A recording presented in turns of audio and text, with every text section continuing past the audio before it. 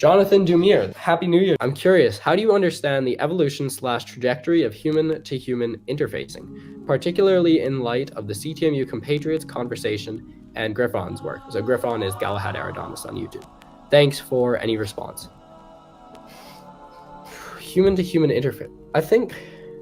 I can't really predict how human interaction will change over the next, let's say, 1 to 700 years, which is, I think, what is the transitionary period for the coming epoch of human civilization, whether you want to call that fourth density or human singularity or, the consummation or whatever. I can't really predict that, but what I do know is that the purpose or end of what human interaction is will change, because it's one of the things I talked about with the monetary economy, is that it's a restriction of the telic economy. It's a restriction of the true currency of human interaction to only focus on money and interaction and service itself. And so as we move and open our hearts and service to others, to the entirety of every other created being, we're going to always have this lack until we can do that, until we can intelligently organize behind love and understanding. And so I think human-to-human interfacing will become a lot more interesting and a lot more fulfilling, and will actually be towards the ultimate purpose of what is our end in existence. I don't know what particularly you're referring to in the CTMU compatriots conversation, but I think that that's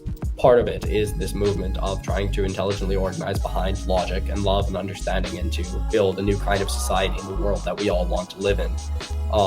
And Galahad Aradonis, I think, is, as someone commented on my interview with him, is that him emerging, and such an interesting figure emerging into popular consciousness, is an indication of the change that's about to happen in humanity and what we're moving towards.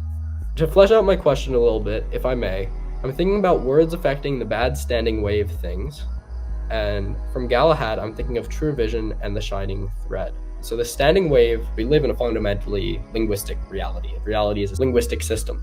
And so the words and the way we interact with each other has an effect on reality. John Ohm talked about that in our conversation with the CTMU compatriots. With respect to CTMU and Germanic New Medicine, is that we are actually going to be able to heal one another through that kind of faculty of love and understanding of one another. And that talks about words affecting specifically.